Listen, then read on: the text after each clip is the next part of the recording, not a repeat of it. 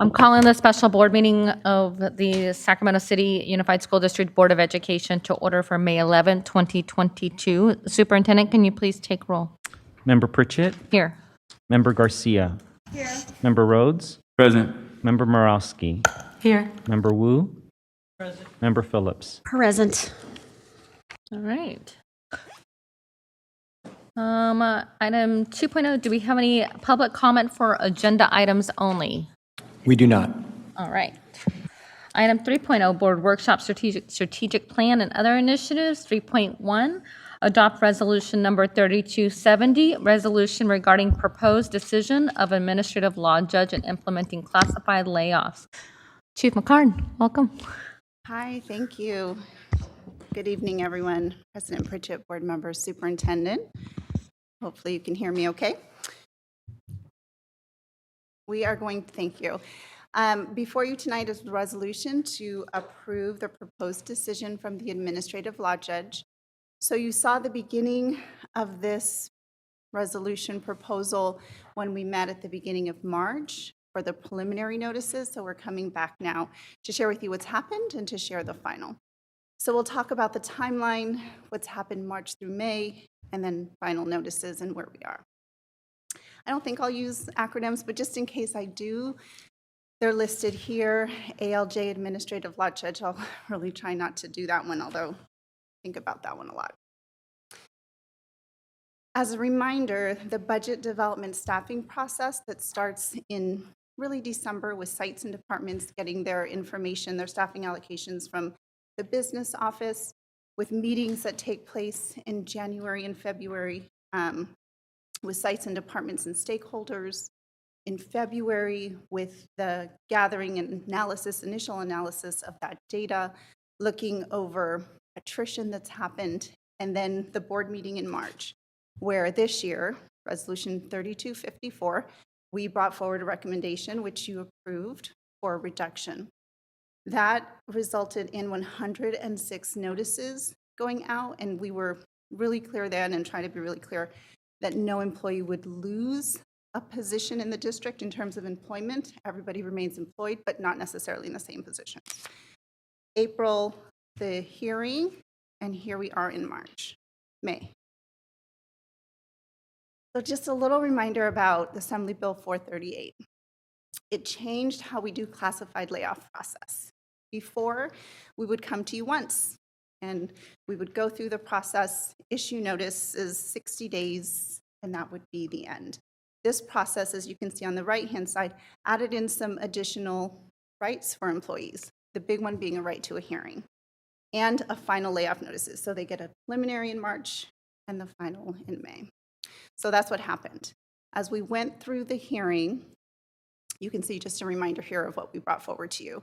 We were looking at just over 86.5 FTE being reduced. Of course, looking at the vacant positions, looking at the asterisks, as you might recall, for positions that were being closed, but where we did not intend to notice an employee, and go through those bumping rights. So what's happened since then is we did move forward and issue notices prior to March 15th.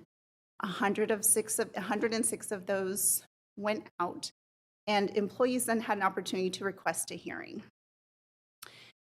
Of those 106, 7 timely requested a hearing, saying, I want to go through with that process. That hearing was held at the end of April, the 26th and the 27th. And of the 7 who said, I want a hearing, they then needed to submit a notice of participation, saying, yes, I'm going to go ahead and participate. And of those 7, 5 did. The hearing was a 2-day hearing in which both sides had an opportunity to go through. And what is talked about in that is, did the district effectively implement the layoff? What the judge, the administrative law judge, determined, and you have that as Exhibit B or Attachment B, is that the district did in fact go through the process appropriately and upheld the layoff. So what that means is that Attachment C, those are final layoff notices that, pending your approval, would go out. No employee, again, would lose employment as a result of the layoff. but they would be receiving notices that either maybe change assignment, you're going to be here instead of here, and there are some who will experience a reduction, so reduction in hours, reduction in work calendar. So it's still in effect. And as we continue to go through, just as we would anytime we are in the unfortunate situation of having to issue layoff notices, we can rescind and pull back. More funding becomes available, additional attrition is taken into account. All of those things continue to go into play. These layoffs are for July 1, but that doesn't mean as of July 1 we stop and say, oh, we can't rescind anymore. The employees go on a 39-month rehire list, where if the district has a position, that exact position, calendar, hours, that's vacant, rather than post and go and recruit for that, we go from the list in order of seniority and offer the position to those individuals. So what would happen here is that we are recommending the approval of this resolution to be able to send notices prior to May 15th, which is just around the corner. We also intend to meet with the union, continue to request to meet with them to not only talk through what is there, we have an opportunity, employees have an opportunity to voluntarily reduce, and those voluntary reduction meetings would mean then they wouldn't get a notice or that their notice would be rescinded since already offered. Because in some cases, employees were aware that this additional 1 hour, additional 2 hours was for a limited time, and by voluntarily reducing, they can stay where they were prior. So that opportunity we want to make sure is presented and explained, and so we look forward to working with the union on that. As I mentioned, enrollment, funding, attrition, all things that continue to play into the picture. So I'm happy to answer any questions. That's the end of our presentation. Thank you. Are there any public comment? No. We'll take board comment. Member Phillips. So just to be clear, I guess there was some confusion regarding special education techs. They're still a part of this layoff, but they're getting notices that say that they're being reassigned in this case. That's one of the categories, is a reassignment. So if we're going to change something, this is our official way to notice people. So some people are getting reassigned, some people are getting reduced. Maybe they were 8 hours and they're going to be 6. There are some cases where that happened, and in some cases their calendar might change. You were 11-month, now you're going to be a 10-month employee, which is still a reduction. But you're right, there are different categories. Okay, and the other thing that I'm hearing is that there's not enough, I guess there's not an active opportunity for them to be able to apply for something different. There's something that I'm hearing that, they've been given the notice, they know that they're going to be moved, special ed techs, into the special education classrooms, and there are other positions that they want to apply for, but those positions aren't going to come up until August. Are you maybe thinking about certificated? Maybe. Because that's ringing a little bit of a bell for certificated with classified. And these individuals here, anybody can apply for anything anytime it comes open if they think they're qualified for it. So there are no restrictions on being able to apply. Technically, that's true for certificated as well. But speaking on this classified piece, if there's a position that they want to hold that's posted, absolutely they can apply. Okay, so there are no special ed techs on this particular list. Are there special ed technicians on this list?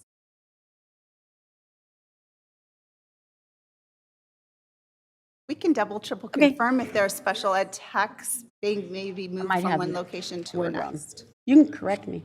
One? Yeah, That was Kafuro's. Yeah. Yes. Okay, There is one. thank you. Okay. This is the HR staff, parts of HR staff that do the hard work of the analysis, so thank you. Member Garcia.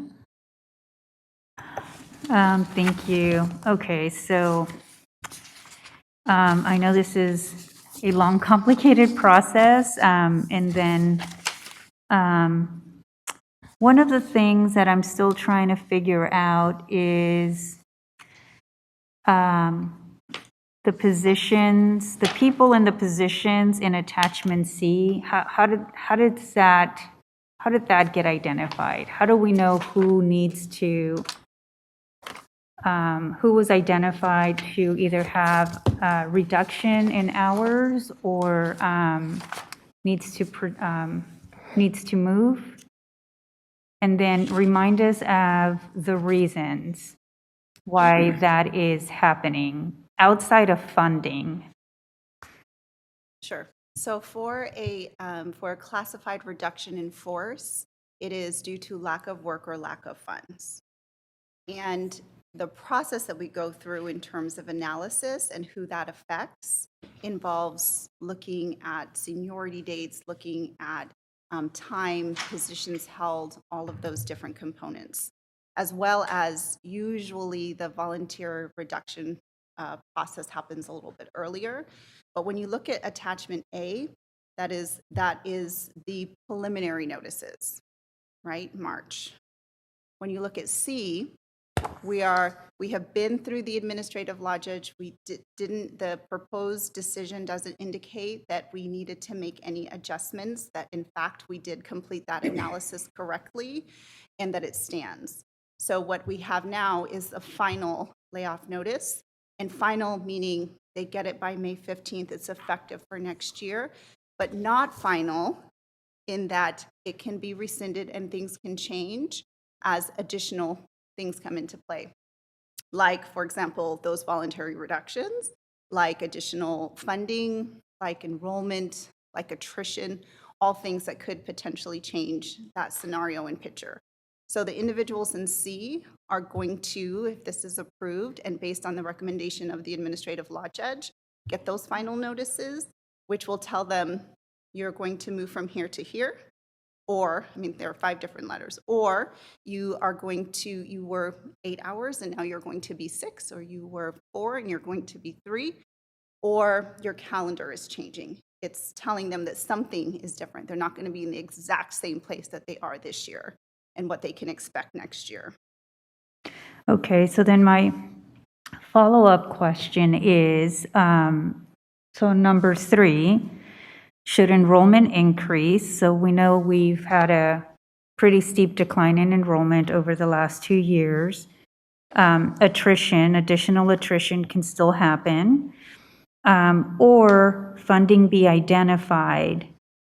So we know we're going to get additional revenue. So what role does that have in terms of the impact? So the way that process would happen, so once the notices go out, which again, by Friday essentially for to meet ed code, what happens at that time, and there are some individuals on here who unfortunately are on here yearly because their funding is funding that always ends, and before we get that new grant award letter, it's usually at the beginning of August when we get that new grant award letter saying, yep, you're going to have it for this year as well. And then we can issue a notice to that employee to come on back to their position. We reestablish the position in the system and we call the employee and they, have the ability to accept and then be placed in that position. So that process of layoffs closed those positions in the books, in the budget, are closed. That's how we can go through and effectively close positions that are vacant, that are for whatever reason, they're closed. In order to open them again and go through a process to get them reopened, something has to change, right? So we show, oh, here we have this grant award letter that brings those 2 positions back. Great. We call those individuals, set the position up, and they're able to come back. That works whether it's any of those things. Hey, we have a resignation or retirement that just came in, so now it's going to affect this position. We can pull that back. So that process is ongoing and actually 39 months in terms of rights that they have to that. But nobody's getting laid off, so would people make it to that list? Yes, because the layoff letter is saying that something's different. Something's going to change. It's not going to be 100% what it is now. So if I was an employee who was 8 hours and my layoff letter says I'm being laid off for 2, and I'm still an employee, I still have a position, it's now a 6-hour position at the school site, I am laid off for those 2 hours. And so I go on the rehire list for an 8-hour position. So if another 8-hour position comes forward and I have more seniority, then I'm first on that list to be called for the 8-hour. So I'll have to decide, do I want to leave my 6-hour? I'm good, I'm going to stay. Or, no, I have rights to the 8-hour, I am going to go back if the district reopens it. Okay. So we've never been through this process before. That's why I'm asking a lot of questions, because it's the first time that it looks different, at least in the time that I've been here. And it's a much better place to be, which means that nobody loses their job. And in the past, unfortunately, we haven't been able to say that. Right, So- so it's not that all the individuals are still employees of the district, it just doesn't look exactly the way it looks right now for this school year. All right, do we have any additional board comments? No? All right. I will take a motion to adopt resolution number 3270. I have a motion. Can I get a second? All right. Superintendent, roll call. Member Pritchett. Aye. Member Garcia. Member Garcia. Yes. Member Rhodes. Aye. Member Morowski. Aye. Member Wu. Member Phillips. All right. Thank you. Thank you, Concy. All right. With that, we will move to closed.